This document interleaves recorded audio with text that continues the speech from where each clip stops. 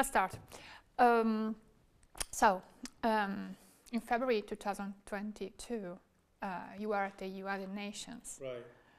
I'm sure plenty of journalists asked you already, but how did you really feel that moment? Russia was chairing the UN Security Council, and a few minutes after the start, you got the news of what was happening. The day of the 24th or rather 23rd, however, because in the US, the war started on the 23rd. It was already 24th in Europe. It was a very long day. We had the foreign minister of Ukraine in New York. He spoke at the General Assembly meeting on Ukraine. We had a lunch with the Americans, and then in the middle of the day, we learned that something major would happen. So as ambassador, I wrote a letter to the President of the Security Council and I requested a meeting. The meeting was delayed until 9:35 in the evening. By then, the foreign minister said, I need to go back, and he had to go to the airport to catch the last flight that would allow him to go back to Ukraine. So by 9:35 New York time, we were in the Security Council. We started the meeting. The Security Council members speak first, and in less than half an hour, I got on my telephone, and the American ambassador got the same information that the Russians started striking the Ukrainian cities with missiles. So basically, the war started. I told my colleagues in the Security Council why the hell we are reading the prepared statements that are already redundant, they are outdated. Because it was in our statements we were calling on Russia not to start the war, and the war was already going on. So the pressure was exceptional. I think that the Russian ambassador was quite lost because, as we know now, not only him but also Russian Foreign Minister Lavrov were not totally in the loop of the plans of Putin, because Putin kept it in a very narrow circle.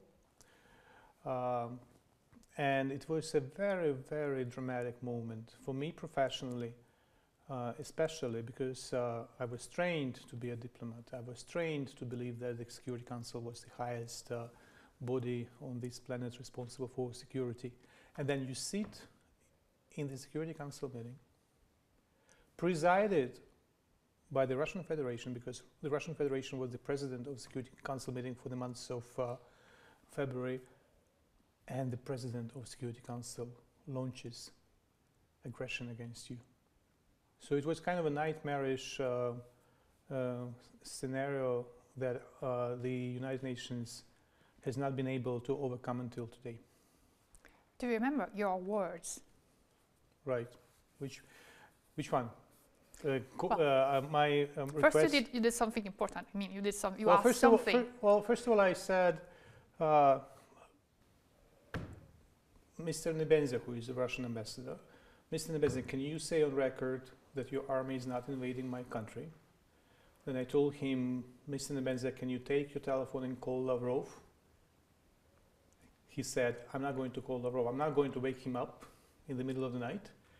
So he believed that while Russia started the major aggression, his foreign minister was peacefully sleeping in his bed. And then I also said, the war criminals do not go to hell. There is no purgatory for the war criminals. They go directly to hell.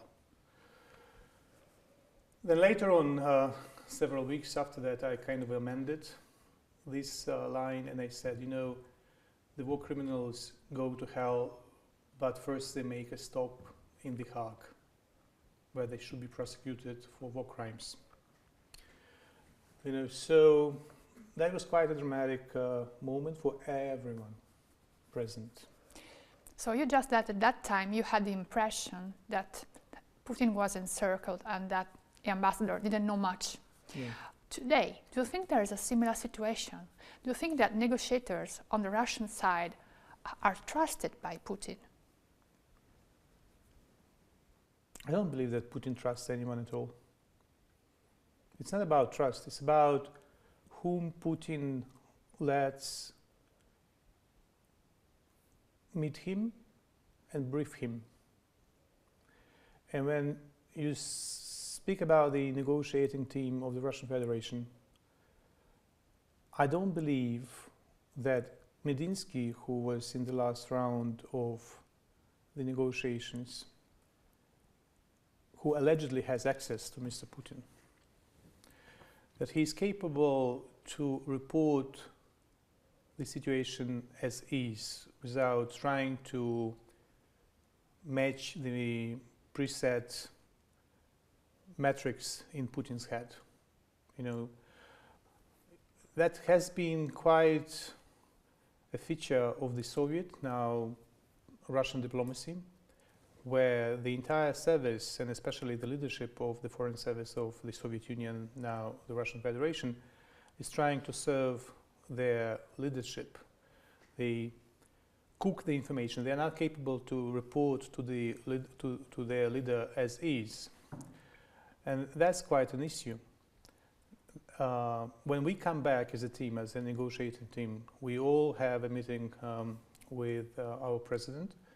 We brief our president, and every single member of the negotiating team is capable and has an opportunity to report to the president about the people that we see in Abu Dhabi and in Geneva, that all of them have an opportunity to sit down in one room with the Russian dictator and freely express their opinions about what was going on.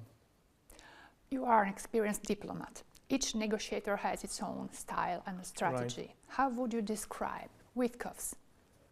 Witkov is a more complex person than this untrue image that we see in the media.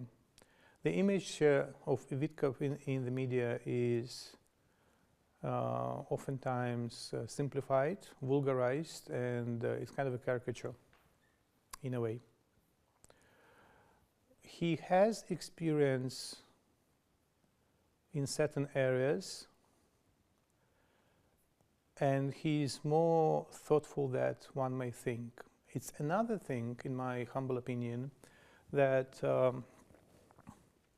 he may lack support of a team of experts with certain knowledge about the history of this conflict, like what the Minsk process was, why we don't want to be in the same dynamics as we were between 2014 and 2022. Or, for example, another thing that is missing is, until now, Mr. Witkov has never visited Ukraine. You know, and you yourself, you know from your own experience that to think about Ukraine, to form opinion about Ukraine, sitting in Rome, reading papers, watching television is one thing. But coming here and meeting people, meeting officials, meeting regular people, having the first-hand experience of interaction in the streets of Kyiv and other cities, it's a life-changing experience. Jared Kushner is very well informed. He comes to meetings very well prepared. He has a very creative mind. So they complement each other. And also, the Americans are coming to the meetings, and especially in Abu Dhabi and in Geneva, with General Grinch, who is very helpful. I sit in the mill-to-mill, military-to-military group of the Russians, the Ukrainians, and the Americans. So the contribution of General Grinch, contribution of Secretary Driscoll, quite valuable.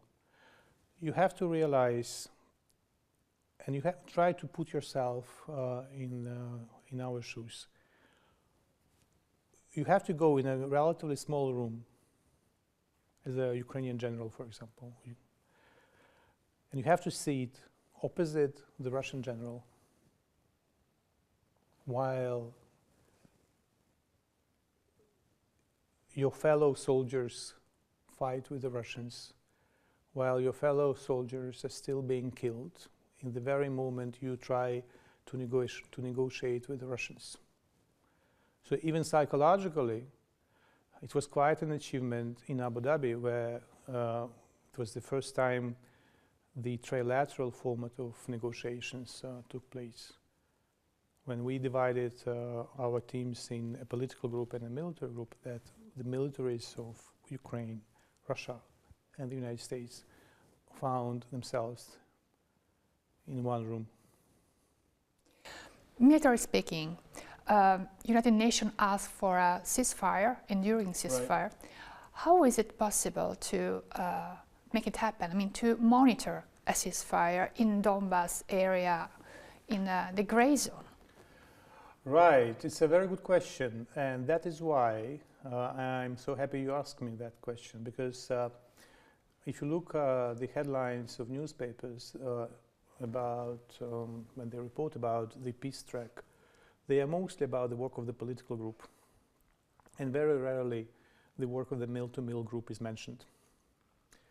And the value of the mill-to-mill group is that, imagine we have no mill-to-mill group. Imagine the politicians take a decision about ceasefire. Then they will tell two armies to disengage. Given the magnitude of the area of warfare, 2,000 kilometers of contact line, hundreds, if not millions, of soldiers on both sides. They would need the protocols and common language to speak, to disengage. And that would require weeks, if not months, after the major political decision is taken. So what happened in Abu Dhabi, in two Abu Dhabi meetings and in the meeting in Geneva, that the military group was able to produce a set of documents to begin with a joint glossary of terms and definitions, so they speak the same language. It could be only effectively monitored if you engage satellite, if you engage aerial observation, like from UAVs, if you engage lots of high-tech detectors on the ground. And those things, we have a framework agreement on those things. There are things that we cannot agree about 10% of military to military discussion, because we hit the wall of political decision. We need the politicians to take major decisions, and then we can finish the work of mill to mill. It can be done in several days. The major decisions on the political side, those are primarily about the territory. I personally do not believe that a major breakthrough is possible unless there is a trilateral or at least a bilateral summit of Ukraine and Russia, where Zelensky and Putin meet and they discuss the things that are beyond the discretion of whoever is appointed to negotiation team. Do you guess peace will come in this 5th year of war? You know, it's a very philosophical question, I'm sorry to say, because it's how you identify peace. You know, if you identify peace that we just stop, then I'm afraid I have to disappoint you and the Italians, because Putin would not stop. If we do not have a real holistic security guarantees architecture, then Putin will strike. He will strike again by 2029, 2030, the latest. And then if he strikes, he will do it in a more sophisticated way, compared to his adventure of 2022, when he believed with apparently not prepared army, he could conquer us in, if not in a couple of days, in a couple of weeks. I'm sure that Italian intelligence knows very well, as much as we do, that Putin plans to increase his army from today's 1.5 million to about 2.53 million. So that means that Russia has already plans approved to build up their military. Therefore, it is in the intrinsic interest of all Italians that NATO doesn't need to fight with Russia in 2, 3, 4 years from now. Because that next iteration of this war will be even bloodier than today, right?